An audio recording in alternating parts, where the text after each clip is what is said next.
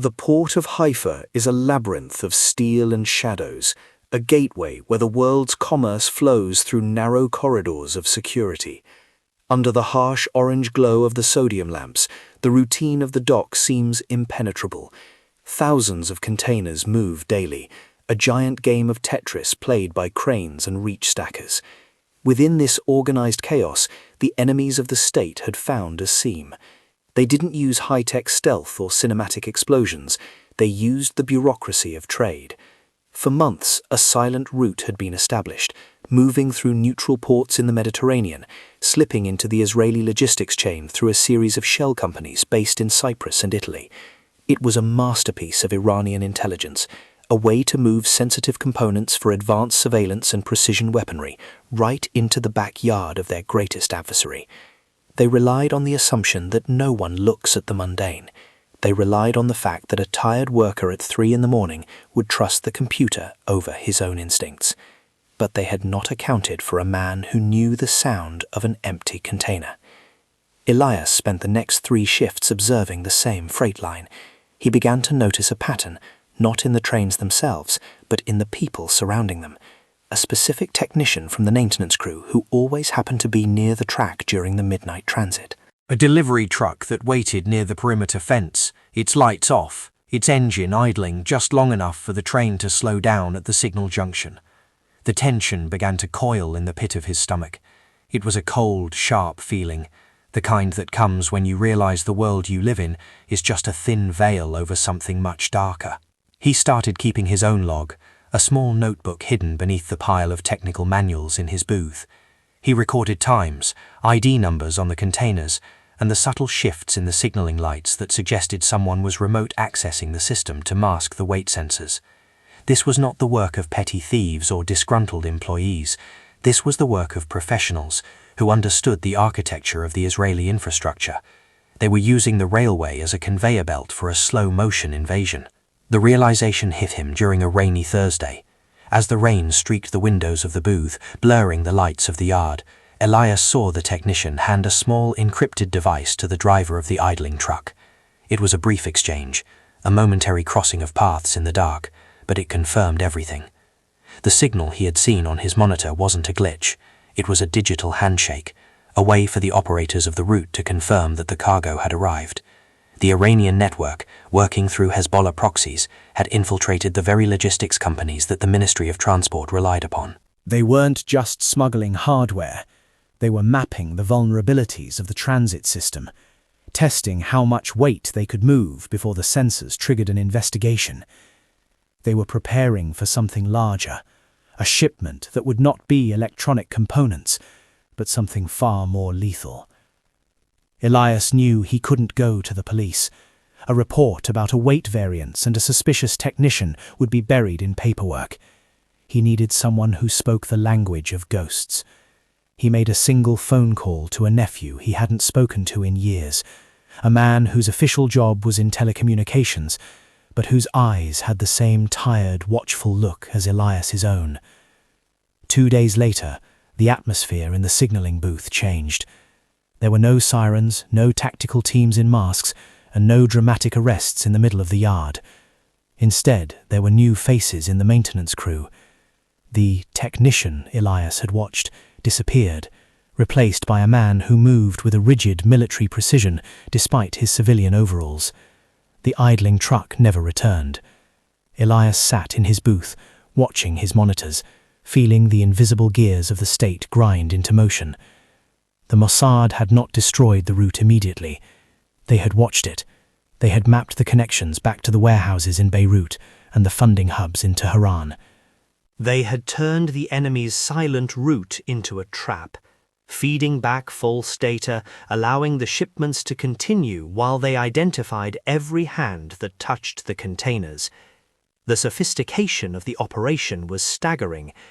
The Iranians had used a complex web of logistics software vulnerabilities, allowing them to manipulate the automated scales in real time. If Elias hadn't been a man who trusted the physical vibration of the tracks over the digital readout on his screen, they would have succeeded. The collapse of the network was as silent as its inception. Across the country, in apartments in Tel Aviv and offices in Haifa, individuals were quietly removed from the board. No headlines announced the capture of the Iranian spy ring. The shipping companies involved suddenly declared bankruptcy or underwent radical management changes. The route was severed, but the wound was stitched up so cleanly that the public never knew it existed. Elias continued his shifts. The coffee in the booth still tasted like burnt beans, and the rain still streaked the glass. But the weight on the monitors was now correct. The rhythm of the wheels was once again honest. He had seen the shadow behind the curtain, and while the curtain had been pulled shut, he knew the shadow was still there, waiting for the next seam to open. He looked out at the vast network of lights stretching towards the horizon, a modern world built on the assumption of security. He knew better now. He knew that the safety of the city depended not on the grand speeches of politicians or the visible strength of the army, but on the quiet observation of ordinary men who noticed when a signal flickered for a fraction of a second too long. The world remained a place of hidden movements and invisible threats, a vast machine where the most dangerous parts were the ones you couldn't see. He closed his notebook, tucked it into his pocket, and watched the 4:15 freight train pull into the station, its weight perfectly balanced, its secrets gone, leaving only the cold, hard reality of the steel. The tracks remained, indifferent and long, leading into a darkness that never truly ends. At the end of the shift, as the sun began to bleed over the Mediterranean, Elias walked to his car, a small, unremarkable man in a sea of commuters. He knew that somewhere, in another booth or another port, the game was beginning again. The enemy was patient, but so was the watchman.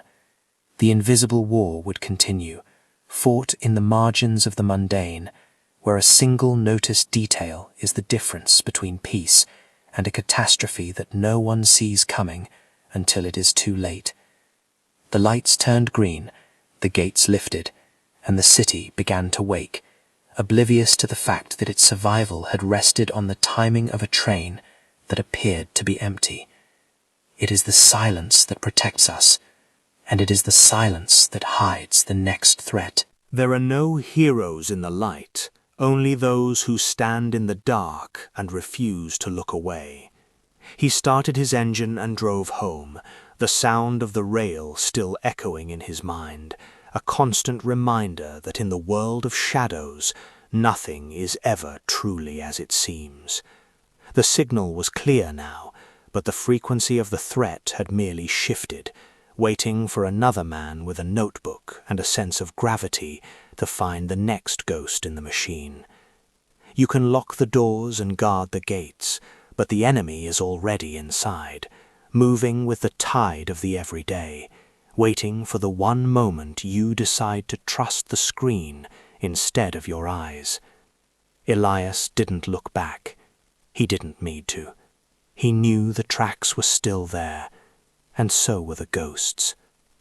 In the end, the only thing that stands between the quiet life of the city and the chaos of the void is a single person who refuses to ignore the weight of a shadow. The night was over, but the watch never ends. The world is a map of hidden routes, and the most dangerous ones are the ones we travel every day without ever looking at the ground beneath our feet. Keep your eyes on the signal. The truth is always there, hidden in the timing, waiting for someone to listen to the rhythm of the iron. Any man can see the fire, but only a few can see the smoke before it begins. The tracks lead everywhere, and the enemies of the state know that better than anyone. They move in the gaps, in the pauses between heartbeats, in the weight of an empty box. But as long as there are men like Elias, the ghosts will never be truly invisible. The silence of the rails is the only testimony they will ever get. The city sleeps, and the trains run on time, and the invisible war remains exactly where it belongs, in the shadows, where the only sound is the cold, steady pulse of a machine that never sleeps. It is a world of whispers and weight variances, a place where the smallest mistake is a death sentence and the greatest victory is a secret kept forever.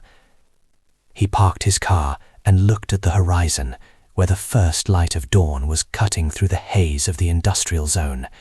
Another day of peace, bought with a second of suspicion. It was enough. For now, it was enough. But the rails never stop, and neither does the hunger of those who wish to see them fail. The next train was already moving, and somewhere another signal was waiting to be misread. Elias closed his eyes, but even in the dark, he could still see the flicker of the ghost light, a reminder that the world is never as safe as it looks. The invisible threats are still there, moving through the ports, riding the rails, waiting for the one moment we stop paying attention to the details. The watchman is tired, but the watch continues. The signal is yours to find.